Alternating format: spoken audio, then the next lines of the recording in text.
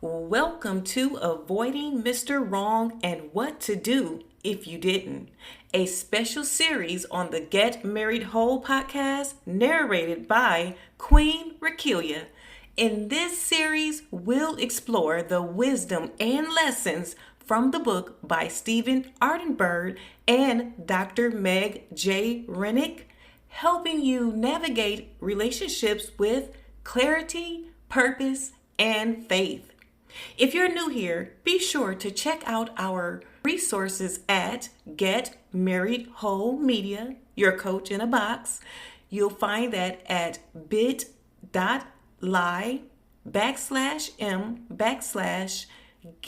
Married Whole, where we also provide life-changing audible programs to help you thrive in love and life. Today, we'll start by diving into the introduction to set the foundation for what this book is all about before we jump into chapter 1. Are you in love with Mr. Wrong? Number 1, does he flare up and lose his temper over small things and at times threatens or becomes violent? Yes or no?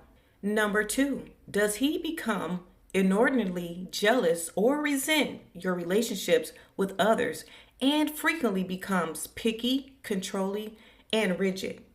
Yes or no? Number 3, is he unable to break his allegiance with his mom and her feelings, desires, and demands, leaving you feeling like the other woman in the relationship? Yes or no? Are his stories and explanations hard to believe, and you often feel in your gut that he is hiding something and deceiving you? Yes or no? Do you end up paying for most of the things you do together because he sponges off others, using you and them financially and otherwise to cover his irresponsibility? Yes or no? Number 6, is he so passive and preoccupied that communication with him is either impossible or like pulling teeth? Yes or no? Number 7, has your relationship with him taken a backseat to his obsessive and compulsive relationship with work, chemicals, alcohol, sex, gambling, pornography, sports, or even church? Yes or no? Number 8, is he indifferent to matters of faith, values, and morality, intimating that church and religion are for women and the weak? Yes or no?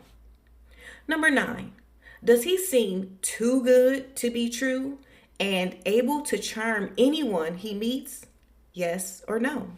And number 10, is he afraid to take a stand or set boundaries with you or the kids and is such a people pleaser that he goes along with the crowd even when he knows it is not right for you, him, or your relationship? Yes or no? Each question refers to a specific Mr. Wrong who will make your life miserable. So if you answered yes to any of these questions, you are most likely in love with a Mr. Wrong. If you checked more than one, he must be really wrong. Here is the key to discovering which Mr. Wrong is in your life. Number 1, Mr. Angry. Number 2, Mr. Control Freak. Number 3, Mr. Mama's Boy. Number 4, Mr. Deceiver. Number 5, Mr. Eternal Kid. Number 6, Mr. Detachment. Number 7, Mr. Addiction. Number 8, Mr. Ungodly. Number 9, Mr. Wonderful. And number 10, Mr. Cowardly Lion. Avoiding Mr. Wrong and What to Do If You Didn't by Stephen Arterburn and Dr. Meg J. Rinck. 10 Men Who Will Ruin Your Life. Narrated by Queen Rakihealya at Get Married Whole Media. To my wonderful daughter, Madeline, who deserves a wonderful Mr. Right. May all the Mr. Wrongs get held up in eternal traffic on their way to our door. I pray her mother and I will be able to teach her the difference between Mr. Right and Mr. Wrong, and that she will feel deserving enough to wait for Mr. Best. SFA. To my dad, Paul E. Josephson, who has consistently been Mr. Right for my mom, B, his wife of 52 years. May his godly example continue to bear fruit in the lives of all 10 grandchildren and indirectly in the lives of all who read this book. MJR. Acknowledgements.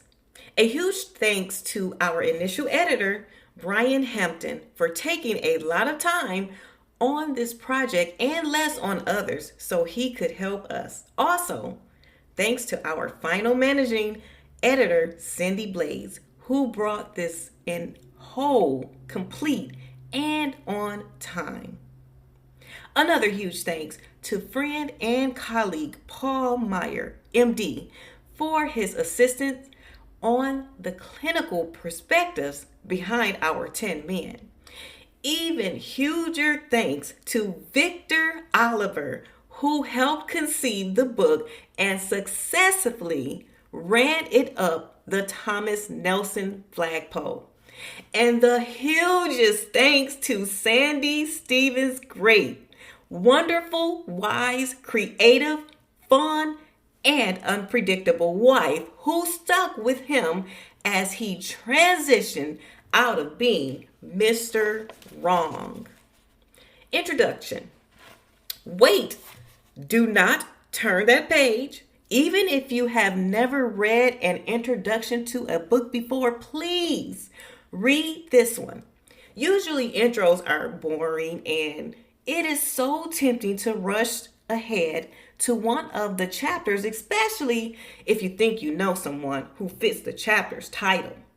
We urge you to resist that temptation. It will be good for you, good for your character to delay gratification. And we do have some important things to say first. Honest. Why did we write this book? Does the world really need another male bashing book?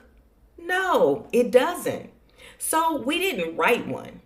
While these men may be a minority, it seems everyone knows someone they regard as Mr. Wrong.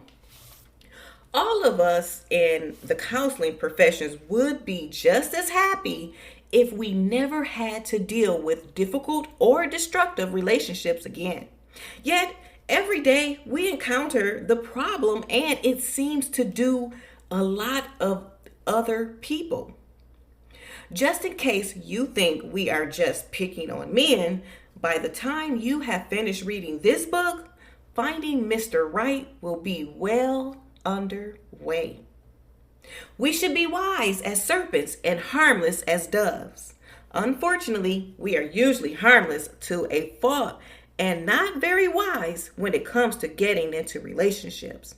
The church community is particularly naive in this regard. The men we describe in this book can be destructive to themselves, to their wives, to their children, to society. They are not safe people. Some are blatant about who and what they are. Others are more like wolves in sheep's clothing. In any case, we need to understand who they are and what to expect from them. We have written this book for at least 4 reasons. Number 1, to give women the quickness and accuracy of discernment and keenness of insight they need to not become ensnared in harmful relationships. Number 2, to give women who are already married or involved with such men a helping hand with how to cope in a healthy manner. Number 3, to challenge men to learn about their hurting male friends and help them. And number 4, to invite men who are struggling with characteristics of Mr. Wrong to see themselves as they really are and do whatever it takes to change. While some of these examples may seem extreme to those who have been insulted from the realities of life, more of these men are around than you might guess. For example, we know that on average, 1 out of 10 people has a sexual addiction. So, in a group of 200, there are about 20 sex addicts. If half of these are men, then this typical gathering of men would have 10 men who are struggling to not allow sex to completely destroy everything they hold sacred.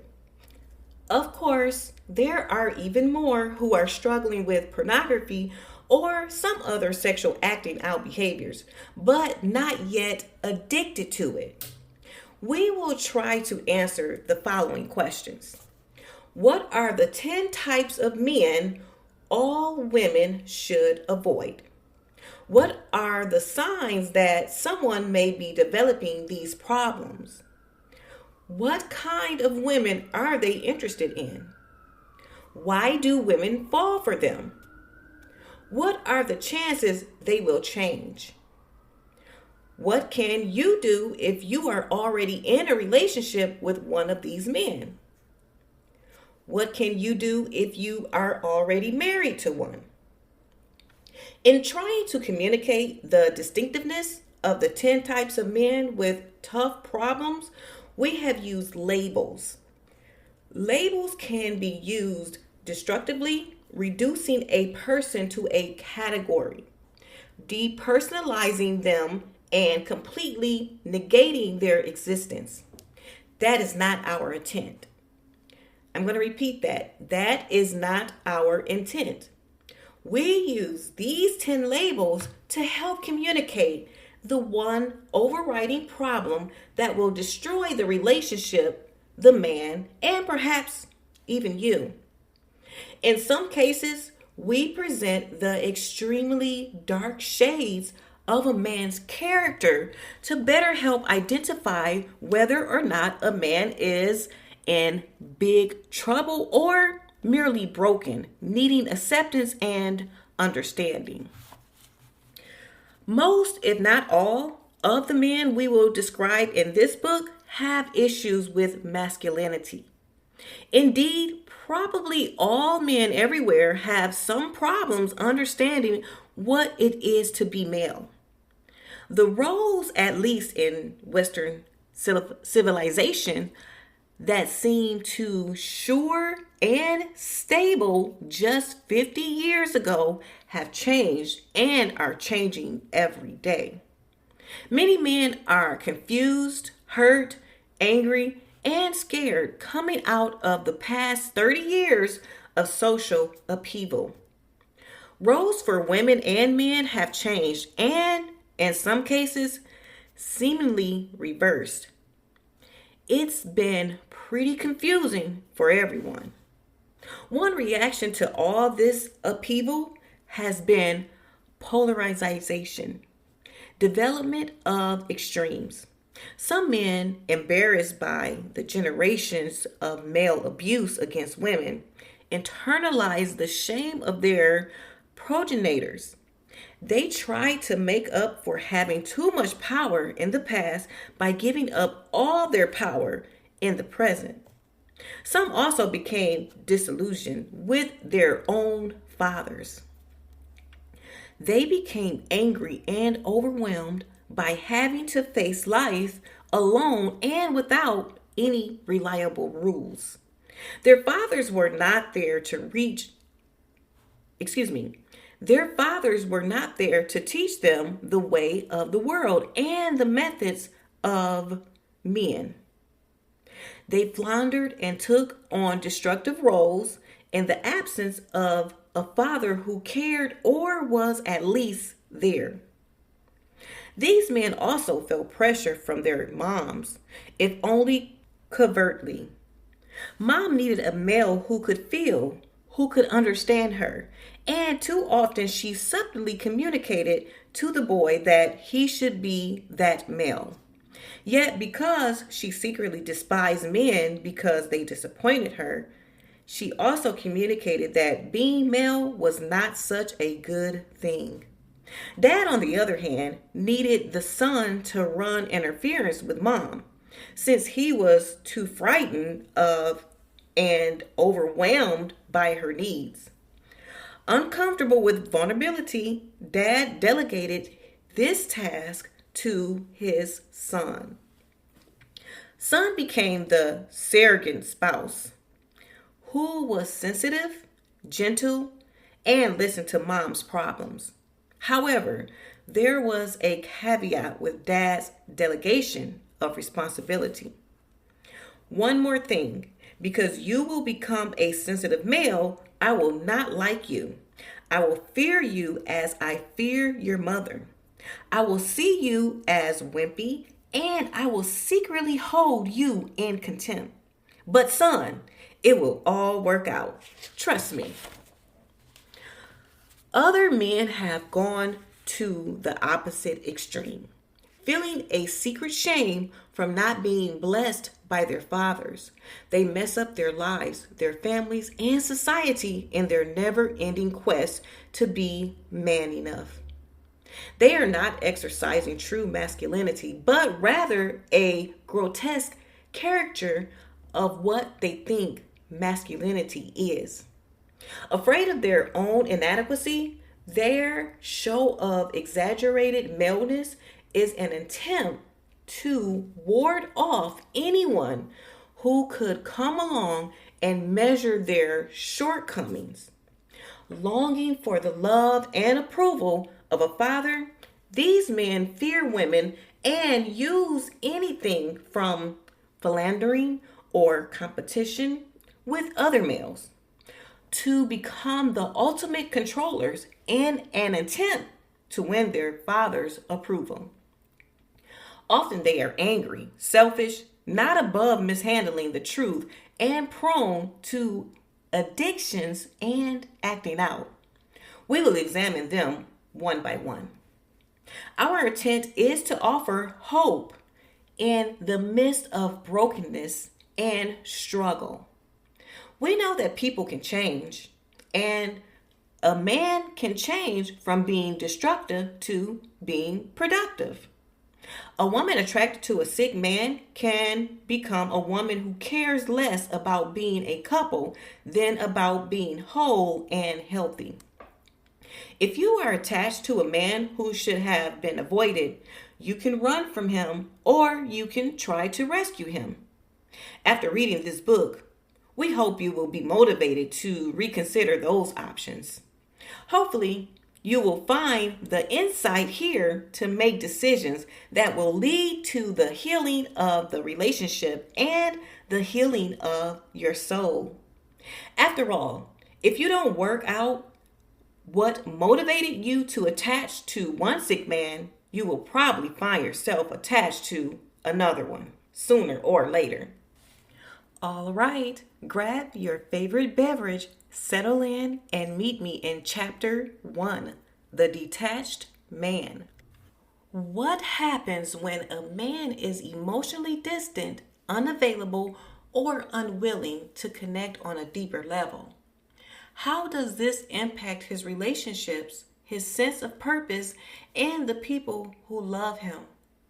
In today's episode, we're diving into the detached man, a reality many women face when navigating relationships. Whether you've encountered this before or are trying to understand someone in your life, this chapter sheds light on the signs, the struggles, and the steps towards healing and wholeness. Hello, sunshine. Welcome back to the Get Married Whole podcast. Embrace wholeness in love and life. I'm your host, Queen Rakihealya, and I'm so honored to have you join me today. This episode is a powerful one because we're talking about the detached man, what it means, how it affects relationships, and what we can do if we find ourselves in this situation. Whether you're single, dating, or married, this is an important conversation about emotional availability and connection. Before we dive in, let's open in prayer. If your hands are free, place them over your heart and join me. Heavenly Father, thank you for your wisdom and truth. As we explore this topic today, open our hearts to understand the deeper meaning behind emotional detachment and how it affects our lives. Let this discussion be a source of healing, clarity, and direction for those who need it. Bless every listener and may they find hope and guidance through your word. In Jesus' name, amen. Chapter 1. The Detached Man. Rob could be classified as a classic detached man. He has a responsible job for a large company as head of the sales department. He deals with people and problems all day long and wants to hide when he gets home at night. A non-drinker, Rob grabs a Pepsi and the newspaper or the mail and heads to his den. Later, he wolfs down his dinner and makes only token conversation with if they are even there. Sometimes he does not get home until 7:30 p.m. and they are already finished with their meal. After dinner, he goes to the den and does paperwork or watches television. His wife puts the kids to bed and cleans up the kitchen. Usually, Rob falls asleep with the book or the television remote in his hand, right there in his easy chair. About 1 a.m., he stumbles into bed, his wife already asleep. Rob is not that different from his friends. They are typically into the same pattern, or they stay out until 11 p.m., either at work or at some meeting, coming home only when they are sure their family is asleep. Rob and his friends are all articulate, active, and energetic at work, but sluggish, mute, withdrawn, and inert at home. It is a puzzle to their families because otherwise they are likable and reasonably prosperous. Rob and his friends look at the situation this way. Look, I have been out there working my tail off for this family day after day. I am sick of problems and I am sick of people. I work hard to provide what my family needs. Why can't she be happy with that? Carol, Rob's wife, and her friends look at it this way. Hey, I haven't been exactly sitting all day. I've been up since 5:30 a.m. with the kids. I cook breakfast, pack lunches, clean up. I am carpooling so much I feel closer to Tom Bought of Motel 6 than to you. Besides that, I have brownies and Club Scouts and PTA. I go to the soccer games and the basketball practices. When was the last time you went to the game?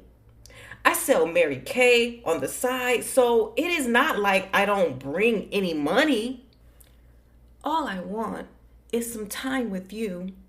Is that so terrible? He wants to hide and she wants his hide. Connecting with him is the most important part of her day, while being at work is his most important part of his day. When he comes home, her day begins emotionally. His day is over as far as he is concerned. All he wants is to disconnect. All she wants is to connect emotionally, sexually, intellectually. She uses words like closeness, intimacy, and togetherness. He just wants her to go away, not for good, just to the other room so he can have some peace and quiet. The detached man is ill equipped to do the hard work of being in an intimate, connected relationship. He was not taught how to connect with women and children. He did not learn these skills at school or from his peers. He and other men will joke, tease, casual slap one another on the back or the fanny or punch one another on the biceps. He does not realize that these masculine ways of showing affection do not work with women and kids. Women and children are often hurt or put off by these gestures, and then he feels confused. The detached man does not usually associate physical touch with much other than sexuality, other than when involved with sports or in the teasing mentioned above. So when the wife wants attention and affection, he may misunderstand and think she wants sex. Or she may come out and directly ask for sex and he is too tired or too busy, when in reality he is too scared to connect even in that manner.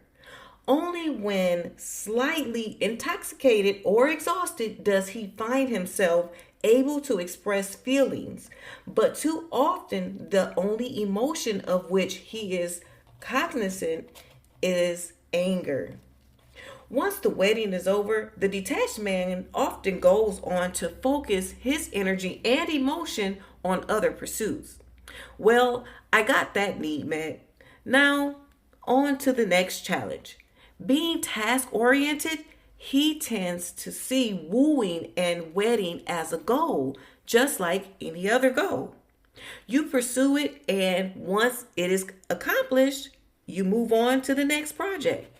Relationships are difficult because of the cultural pressure to be tough, strong, independent, not needy, not emotional, not dependent. On one side, he needs closeness, intimacy, and warmth, just as women do. Though he has been emotionally disconnected for so long, he often is not aware of what he needs or feels. On the other side, he intuitively experiences these needs as somewhat weak and too feminine rather than merely human. So he distances and ignores his feelings and his needs. He comes home defensive if he even comes home early enough to run into his wife. He gets involved with the computer or the Nintendo or the Wall Street Journal, anything to escape what he sees as her continual pressure to give more, be more, do more. He begins to feel trapped, resentful, furious, and even rage-filled. He wants acceptance and cheerleading for who he is. He wants appreciation. He wants someone to dote on him, give to him, do for him. He wants someone who will meet his every need but never demand anything in return. He wants Betty Crocker, Meg Ryan, Madonna, and Mother Teresa all in one. But please don't ask him to do anything more. It is already too much just for him to be here. Well, he is here, all right, but he is also not there at all. When you were younger, did your teachers ever have you read a paragraph and then underline all the verbs and nouns and personal pronouns? Well, let yourself drift back a few years and try the following exercise. Read the scriptures listed and then jot down on a piece of paper the verbs you find. If you love me, you will keep my commandments. John 14:15. NASB. This is my commandment, that you love one another as I have loved you. Greater one has no one than this, than to lay down one's life for his friends. You are my friends if you do whatever I command you. John 15:12-14, NKJV. Let love be without hypocrisy. Abhor what is evil, cling to what is good. Be devoted to one another in brotherly love. Give preference to one another in honor, not lagging behind in diligence, fervent in spirit, serving the Lord, rejoicing in hope, persevering in tribulation, devoted to prayer, contributing to the needs of the saints, practicing hospitality. Bless those who persecute you. Bless and curse not. If your enemy is hungry, feed him. And if he is thirsty, give him a drink. For in so doing, you will heap burning coals upon his head. Do not be overcome by evil, but overcome evil with good. Romans 12:9-14 and 20-21. NASB, emphasis added. Now, we who are strong ought to bear the weakness of those without strength and not just please ourselves. Let each of us please his neighbor for his good, to his edification. Romans 15:1-2, NASB.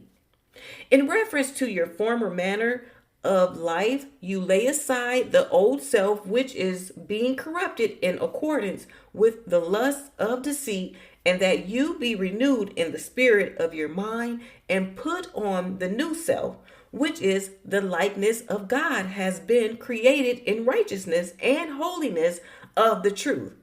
Therefore, laying aside falsehood, speak truth, each one of you, with his neighbor, for we are members of one another.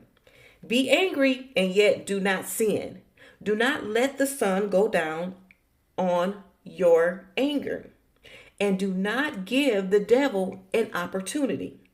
Let him who steals steal no longer, but rather let him labor, performing with his own hands what is good.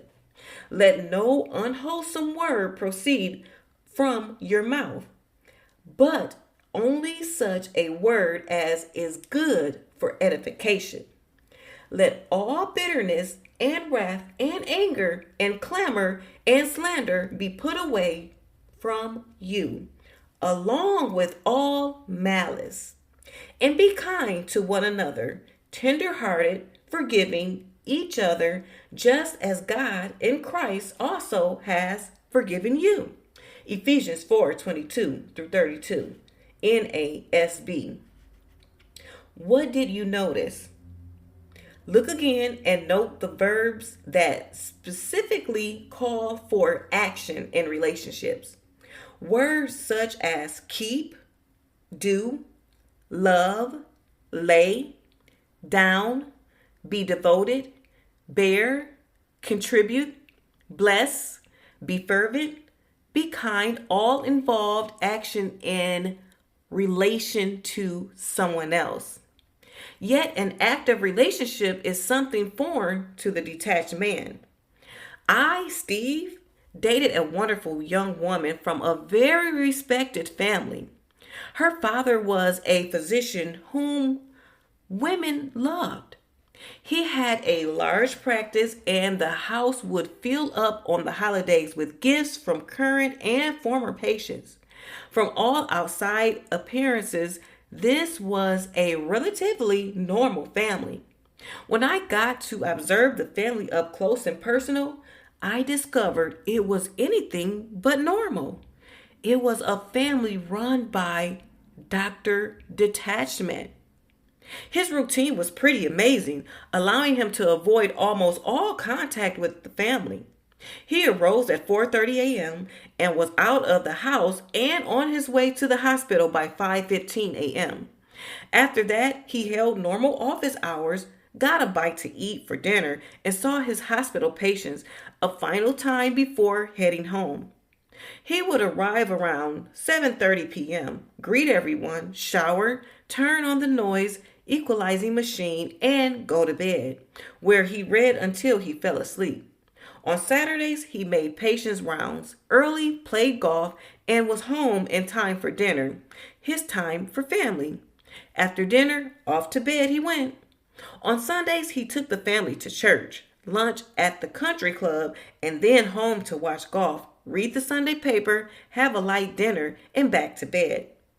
I figure he was able to limit his interaction with his family to less than 5 hours a week.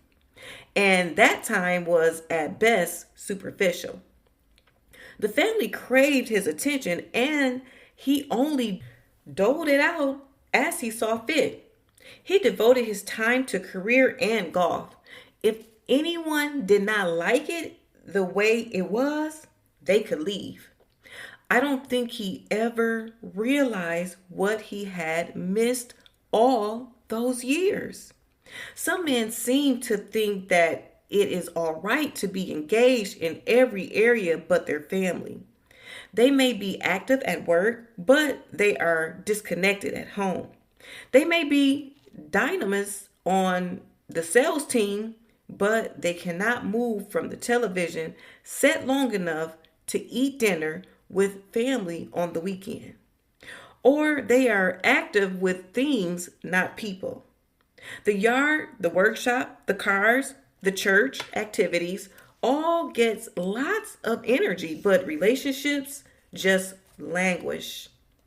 They cannot understand why their families are so irritated with them or why their wives are angry all the time. Family background. What produces this type of man? One of the biggest factors is absent fathers. 100 years ago, our society was essentially rural. Families lived together, worked together, and survived together. Often mother and father worked in the fields while elderly relatives tended to the youngest children. Dad was a model of masculinity and mom was a model of femininity. Grandfather, grandmother, maiden, aunts, or bachelor uncles were often a part of the family as well.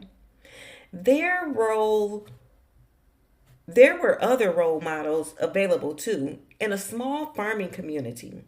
Shopkeepers in the town, teachers, ministers, blacksmiths, doctors, lawyers, and neighbors all played a role in shaping a child's life from cradle to adulthood. From an early age, kids were in the fields, in the barns, and in yards, tending to chores, helping their parents, neighbors, and friends. Young boys saw men and women work side by side in desperate as well as delightful times.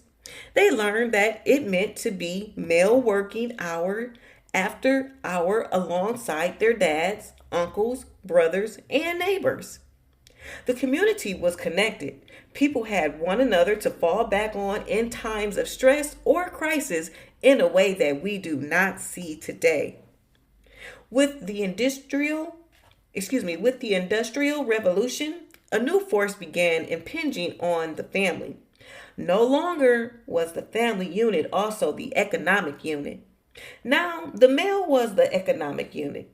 He left the family each day to go into the city to earn the money necessary to care for his family. Soon families moved into the cities and the women had no economic role. Previously, besides contributing her labor on the farm, she usually raised chickens and sold the eggs or made butter, cream, and other milk products for sale. In the city, these avenues were closed to her. Now, she centered her life on her children. Often, grandparents and extended family were back at the farm far away. There were few opportunities to share the burden with someone else. Fathers worked long hours at difficult, exhausting jobs in factories and foundries. They came home tired and had little time to show a boy how to whittle or play the banjo or throw a baseball. Boys' lives began to center around the women in their homes. They felt estranged from dad, not knowing or understanding what he did at work. All they had to go on regarding how to be male was to observe mom and do the opposite. This left most boys insecure about their masculinity and unaffirmed in their maleness. The detached man has been unfathered and overmothered and is vulnerable to hidden emotional pain. He will renounce his masculine strength, at least in the home. He does not participate with the family because he has never seen a man participate. He cannot ask for what he needs directly and does not express his anger about unmet needs in a clear manner. He uses pained sighs, rolling his eyes, and pouting as his main ways to show his displeasure. He just wants to be left alone, and no one seems to get it. His wife and his kids are furious with him, but he rarely understands why. He is unhappy and cannot see the source of his pain. When you go to his home, he is either not there, in bed, or alone out on the back porch, away from family, immersed in a book or television show. Mothers contribute to his pattern of development also. The route the women takes in the marriage may be varied. Some women accept their passive, detached husbands and hide the anger and pain they feel at being shut out. They see life as consisting solely of providing for and nurturing the king in the castle. Sons learn that women should be like mom, and they too become the passive despots when they marry. Other women take a different route. They are angry, resentful, and therefore reject the husband and men in general. They stay in the marriage, though, for the sake of the children or because of religion or economics. Bitter and hostile, the message conveyed is men are jerks. They want only one thing, sex, and they don't have the sense God gave a goose. This woman might degrade her husband in front of the children, handpick, nitpick, criticize, and contradict him. Or she may be careful to never confront him directly, but puts him down and build herself up in front of the children. She takes over when she does not think he is doing something correctly, so he rarely attempts to contribute much to the family discussion or projects. Her son learns to hate himself and to be angry at women. Still, other mothers take a totally different approach. A woman may have married an idealist who went to a prestigious school. She loved him for his daring and somewhat rebellious dreams. However, he forsook his idealism and became a lawyer, doctor, or businessman. He became the typical absentee father and husband, and she was devastated. She had all these grandiose expectations of romance, intimacy, adventure, suffering for a cause, a life together in service to the ideal. Now, all she has is drudgery, loneliness, deep disappointment, and anger. Her son becomes the recipient of all her transferred expectations. All her emotional energy focuses on him. His achievements give her life meaning. In this family, the son experiences the pressure to be the idealist his father failed to be. Overwhelmed, he quits life, albeit unconsciously. He often drops out of school and becomes detached, distant, withdrawn, and cool. What does the lack of fathering and overmothering do to the detached man? They undermine his confidence in functioning as a male. Experiencing this pattern of parenting drives him to be overly assertive at work and to let achievements become his God. He begins to think and feel that if he is not an achiever, he is nothing. Often he becomes a driven workaholic. It also establishes a deep underlying need for approval and acceptance from other men. This need leads to an unstable self confidence. All this insecurity takes an emotional toll.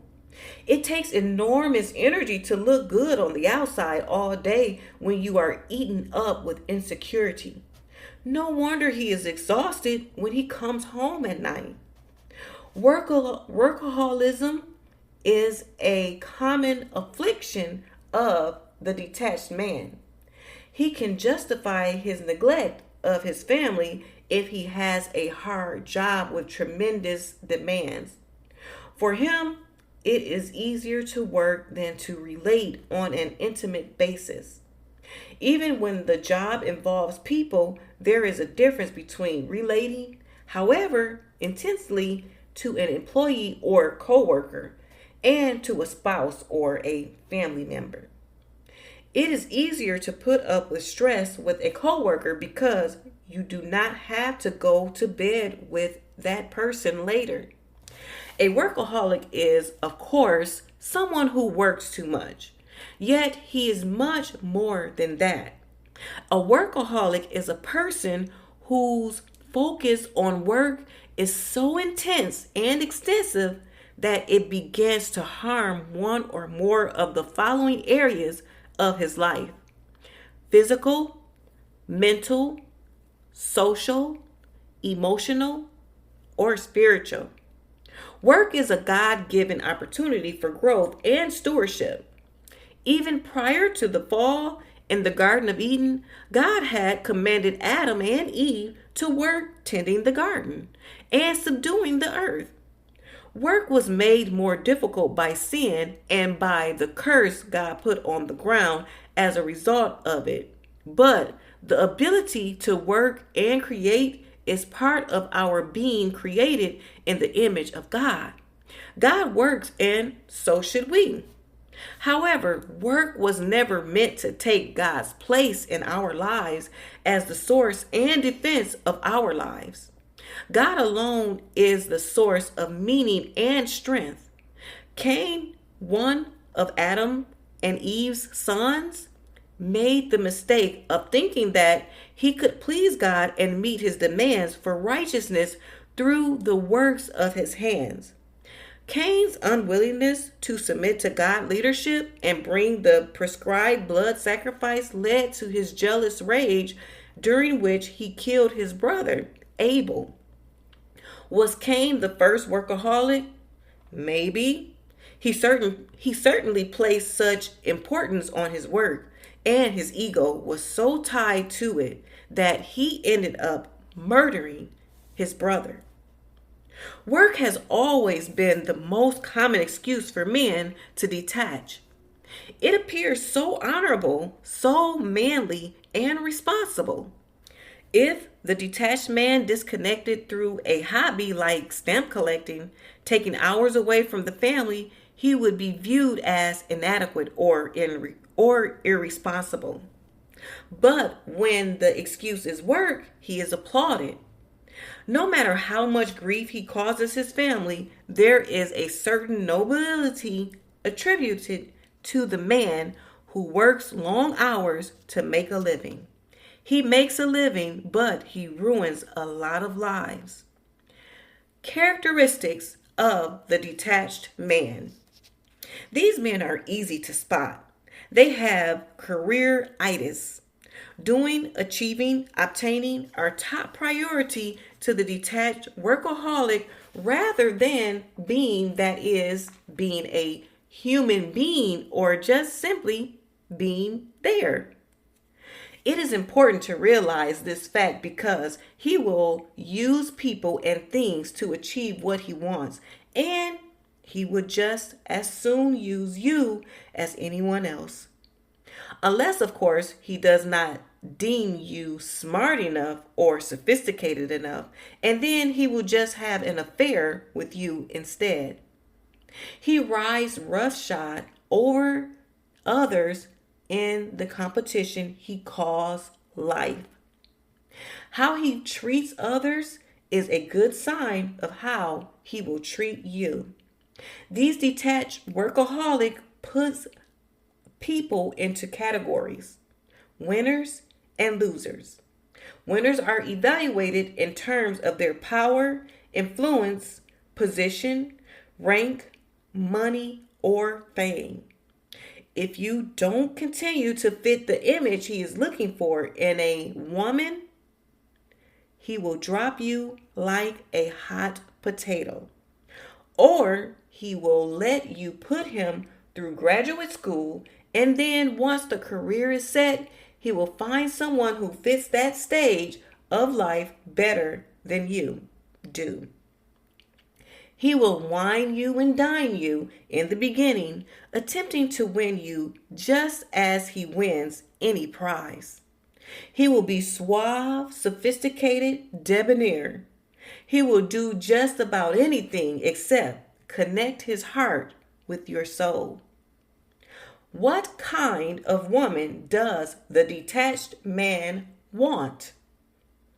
He looks for a woman who will support him emotionally and socially, and above all, make him look good.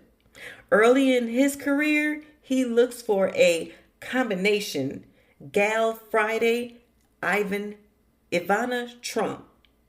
That way, he has a social secretary and a beauty on his arm. Or he will look for a woman who is or could be as successful as he is. Then it appears that he has won another deal or made a great acquisition with the merger of your lives. He expects his women to be there for him, but does not return the favor. Even if she has a highly successful career herself, his only interest in it is to use it as a springboard to leverage more success for himself and or to make himself look good. No matter how important her job may be, it must take second place to his at all times. While he is happy to have her distracted and busy so as not to be nagging him for personal time, he still expects her to drop everything and be available as the perfect hostess, date, traveling companion, and trophy. The woman who looks good but is emotionally weak or sick has special appeal to him. During the dating process, he will be attracted to her looks, but he will be hooked on her neurosis. He will believe that her weakness will keep her dependent on him and tolerant of most anything he will do. He will believe that she can handle detachment and that her demands on him will be few. He is looking for someone with very low expectations. Why does she fall for him? At first, she is attracted to his seeming charm and charisma, his wealth or potential to bring in good money, his devotion to hard work.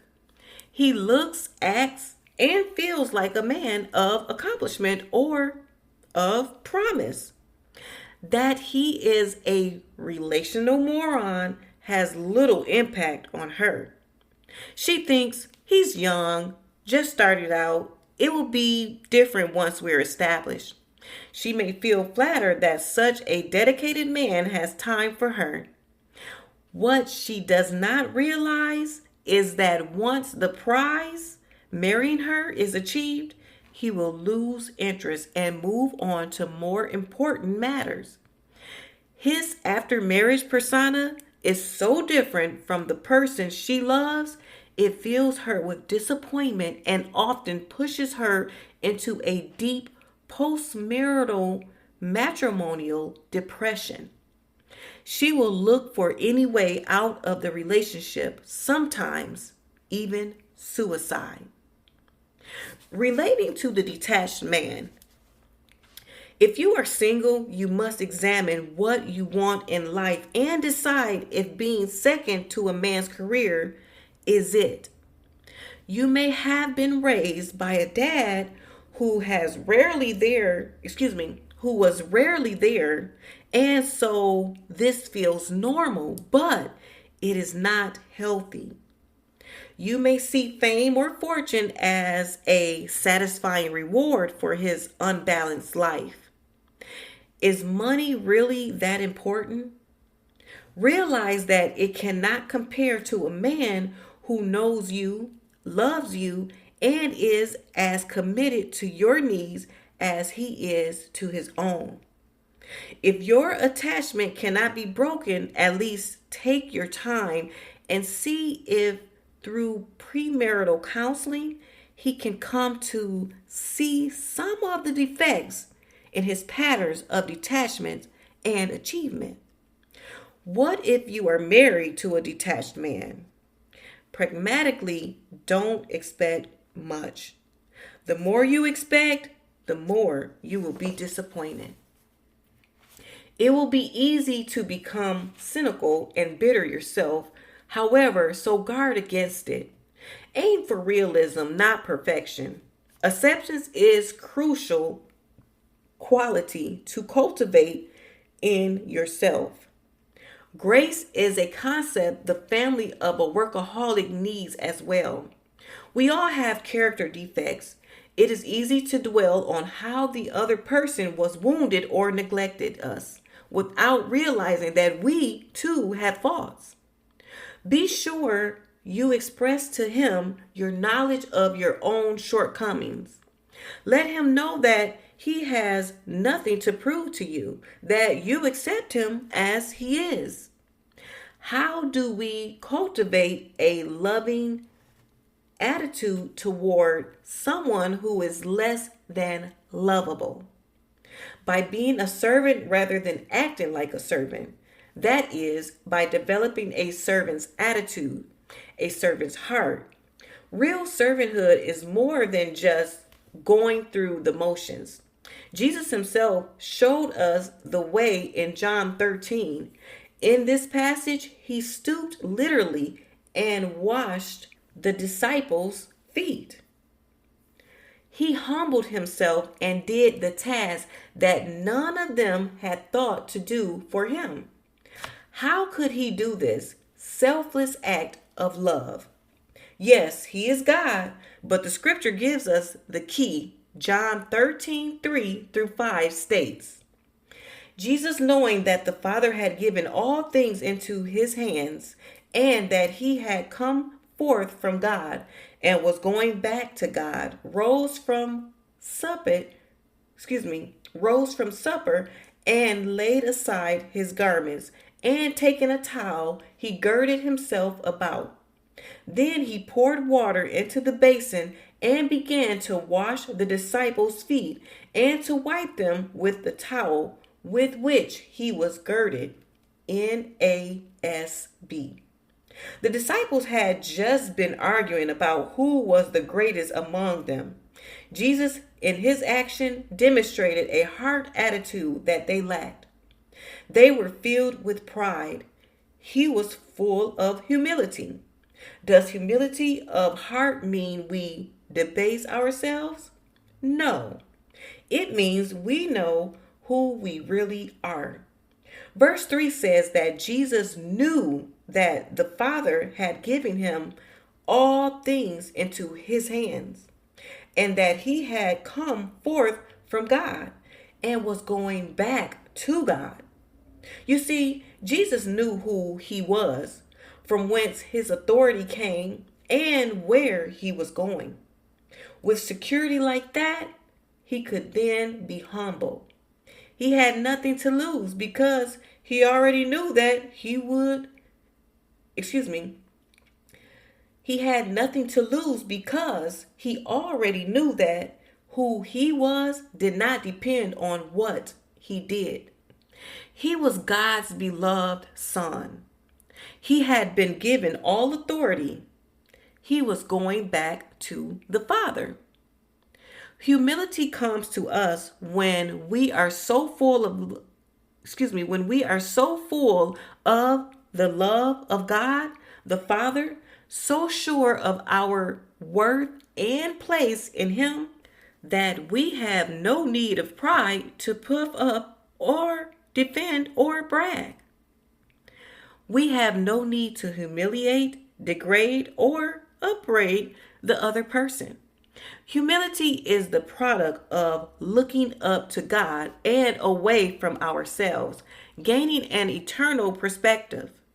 Humility comes to us when we confess our own faults rather than those of the other person. It is so easy to complain, murmur, and grumble about how another has let us down. We need to remember our own failures and misdeeds and use them as building blocks for humility, since they can remind us of our utter dependence on God. Humility comes as we trust God and humble ourselves under His mighty hand, casting all our cares on Him as He wait for Him to lift us up at the proper time. 1 Peter 5:6-7. Another crucial factor in developing a loving heart toward a less than lovable individual is the old nature, or as the King James Version calls it, the flesh. This idea does not refer mainly to our sexual or sensual desires, though certainly it is used that way as well. Our flesh or old nature consists of the habits of mind and propensities of personality that make up our human nature. When we rely on our own abilities rather than God's ability, we are we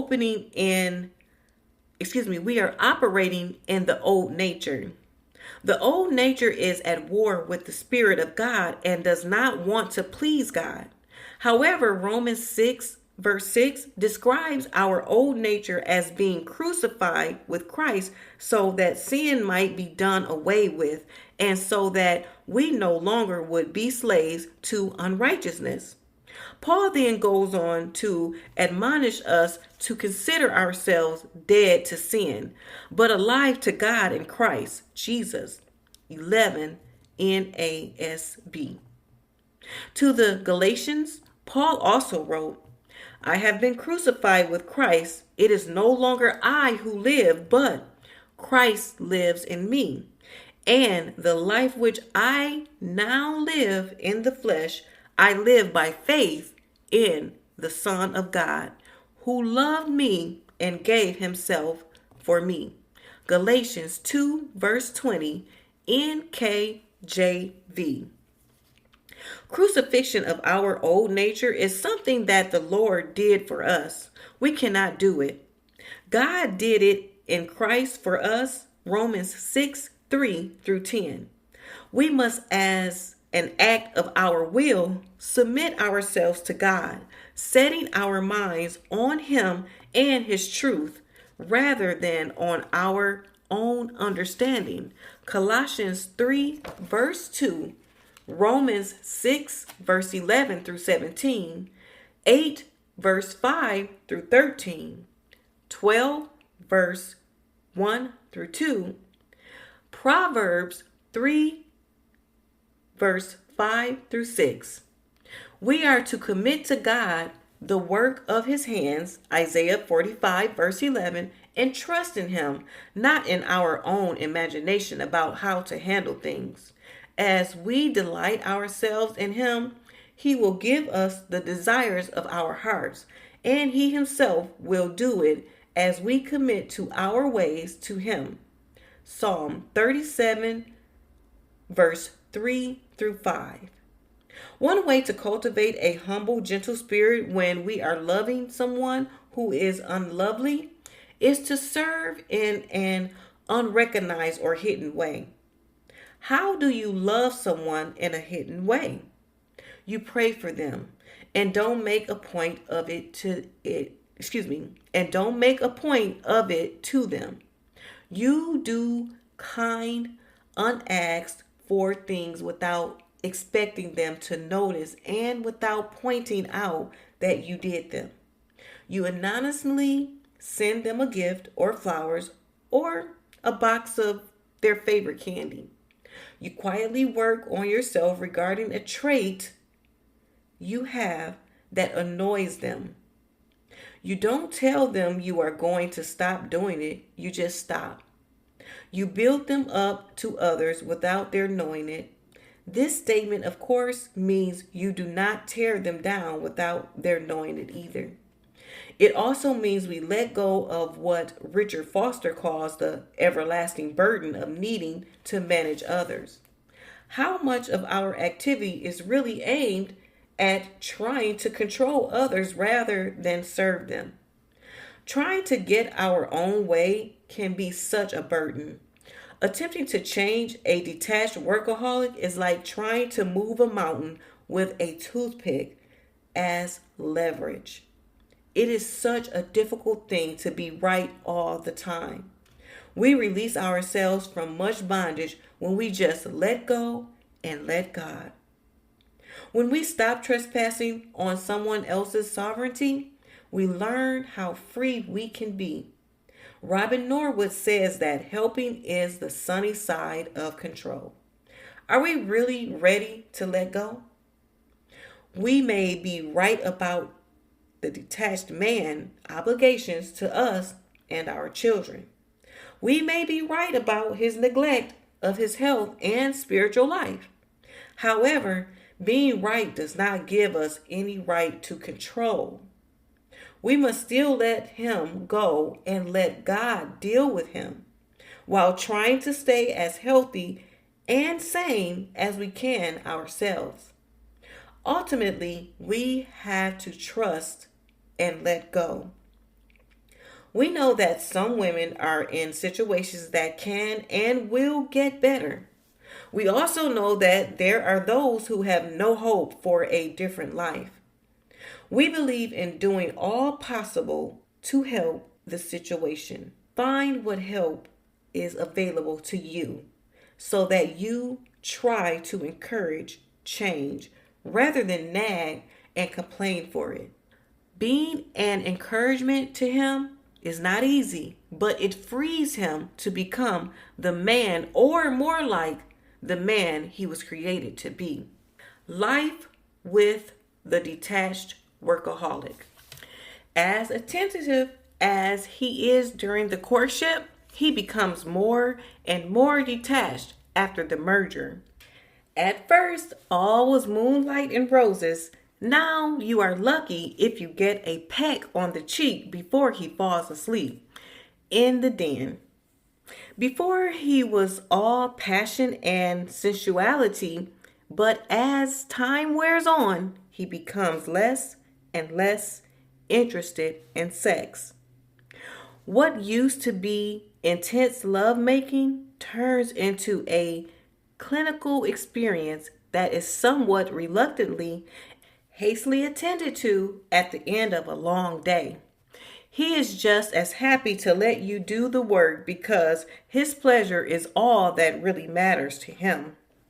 As in other areas of life, he likes to control things in the bedroom, and if he can turn you down, especially when you are very interested, he wins again. Some of these men appear to be missionaries for a great cause. They seem so dedicated, so intent on saving the world, so focused on finding a cure for cancer, so committed to landing that rocket on some distant planet, all for the good of the human race, of course. It becomes hard to argue with them it becomes hard to argue with them about the lack of intimacy, the lack of time for the relationship. After all, their work is important. Implication, you are not important. This is especially difficult for the Christian woman who is married to a detached workaholic who is also professing Christian, since he will often use God, the Bible, his calling, a vision from God, etc., to justify his time away, his exhaustion, and his lack of intimacy. He may be a genuinely pleasant person in many ways. He is just so obsessed with his call that he is obvious to the cost you and the family are paying. He holds no ill will toward you or the children. Rather, he is just too absorbed and enthralled to notice you. As mentioned earlier, workaholic detachment is a form of idolatry. Something other than God is put in God's place. Perhaps the focus is on doing something for God or achieving some great thing for the kingdom, but the focus is misplaced on not being in relationship. If you are married to one of these men, you know he is always turned in to accept messages, beepers, cell phones, answering machines, and voicemails are his 21st century friends. However, he rarely has time to stop and hear messages from God because he is so busy that quiet, solitude, and contemplation have all faded away. He may claim that all he wants is some peace and quiet at home, but in reality, quiet, genuine solitude frightens him. Being alone gives us the opportunity to sense being alone gives us the opportunity to sense who we are in relation to God, ourselves, and others. It gives us time to be in nature, to see ourselves in perspective. The detached workaholic rarely gives himself the chance. What with fax machines, in cars, laptops, computers, cell phones, and beepers, even when on vacation, this driven man is preoccupied with the outer world. Spiritually, the workaholic is usually works oriented in his theology. That is, he believes, at least subconsciously, that he must earn God's approval and merit his blessings. While on one hand, he is grandiose enough to imagine that the world cannot get along without him, on the other hand, he believes that he must merit or earn the approbation of God. In a way, that notion is just as grandiose, for how can anyone earn God's approval? None of us are that perfect. Grace is a concept that the detached workaholic finds disconcerting, if not totally foreign. The idea of grace means one has to let go of control, that one's position is not dependent on doing, that one is powerless. All of those ideas are frightening at the detached workaholic. He tends to be at the same time tense, depressed, aggressive, stubborn, with low self-esteem, and yet act quite superior, perfectionistic, unyielding, narcissistic, audacious, and rebellious. Hence, he is quite lonely. He is grasping at achievement, power, fame, and human glory. And in the end, he finds his life slipping through his fingers. He has replaced his relationship with Christ and others with activities. He is holding on to everything he can, determined not to let go of anything, especially control. Jesus looks at life a little differently than this man. Jesus said, "For whoever wishes to save his life shall lose it. But whoever loses his life for my sake shall find it. For what will a man be profited if he gains the whole world and forfeits his soul? Or what will a man give in exchange for his soul?" Matthew 16:25-26, NASB. With so much focus on performance and work and so little connection with others, the detached workaholic is also burned out. He is exhausted mentally, physically, and emotionally. Though usually successful, he is still stressed. One root of burnout is bitterness and inability to forgive. Not one of us can get through life without some injustice or unfair opposition coming our way. Everyone has been betrayed or at some time by a colleague or a friend. No one is immune to hurt, and hence, not one of us is immune to bitterness. Resentment is an odd feeling.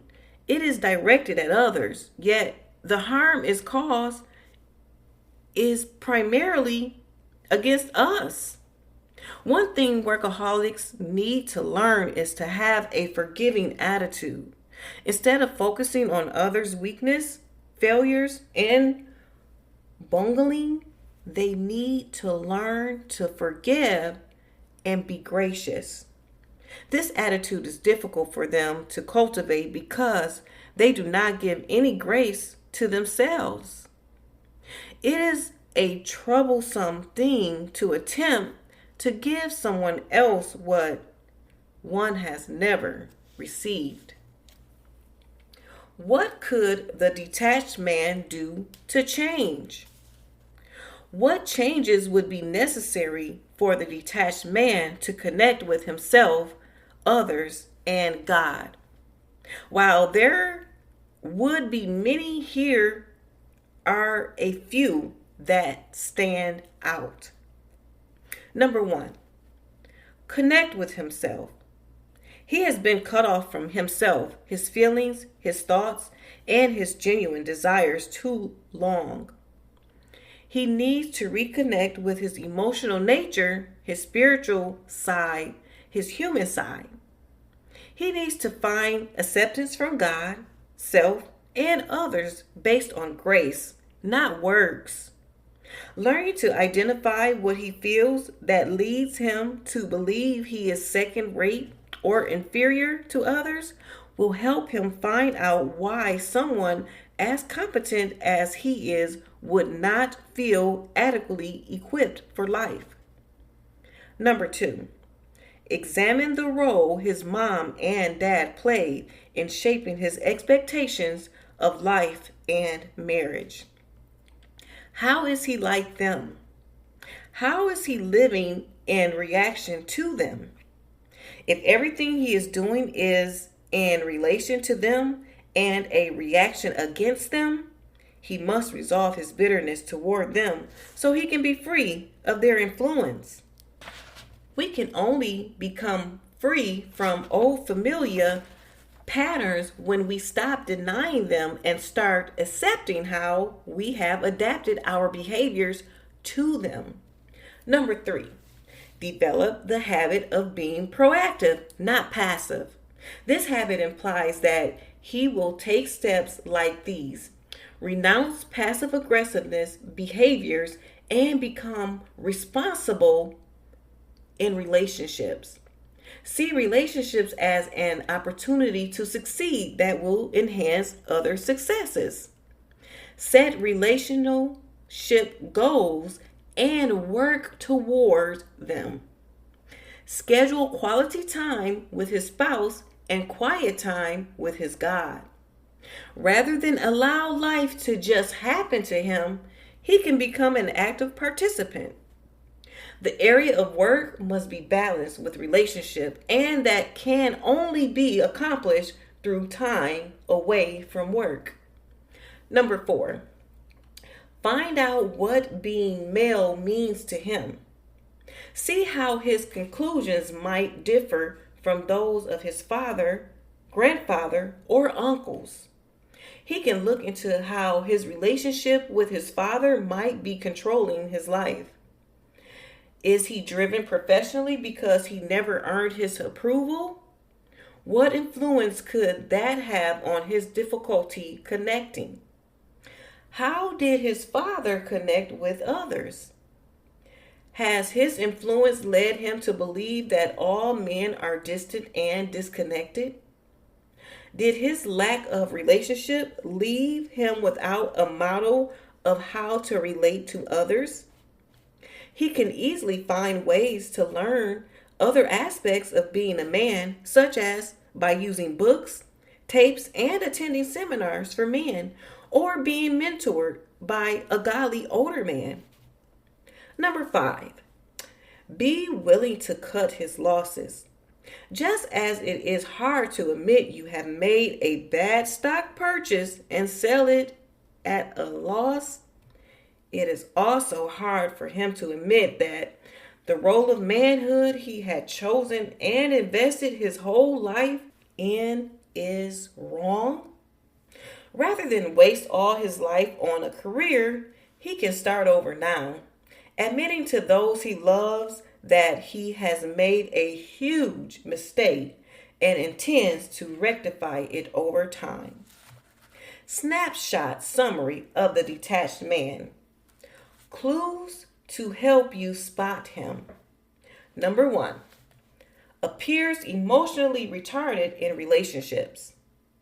Number 2, talks about things, not feelings. Number 3, active at work but passive at home. Number 4, often uses work as an escape. Number 5, most things in his life take on a mechanical and predictable feeling. The woman to whom he is attracted. Number 1, is used to being in relationships with detached mechanical men. Number 2, has low expectations and few demands. Number 3, is often neurotic and unbalanced. Number 4, is frantic, distracted, and busy, leaves him alone. Number 5, is a Gail Friday type who will take care of everything at home. May also be a glamorous girl to enhance his image. The woman who falls for him. Number 1, likes the initial attention that comes at a safe distance. The attention flatters and the distance is comfortable. Number 2, his career-mindedness makes her feel secure. Number 3, believes his statements about the temporary nature of his workload. Number 4, thinks he will be a good provider for the family she wants. Number 5, believes with all her heart that once he gets to know her heart, he will change and put her first. What you can do. Number 1, realize that you accepted him as he was before you married him, so don't expect him to ever be much different. Number 2, the more you accept him as he is, the freer he will be to become what you need. Number 3, point out any and everything positive you can find in him. Praise him rather than ridicule him. Number 4, find some small area you think he might alter and encourage him in that direction. Number 5, forgive him daily and refuse to let bitterness build up that will only serve to strengthen the disconnection. What he could do to change. Number 1, start to ask people questions that will connect him to them.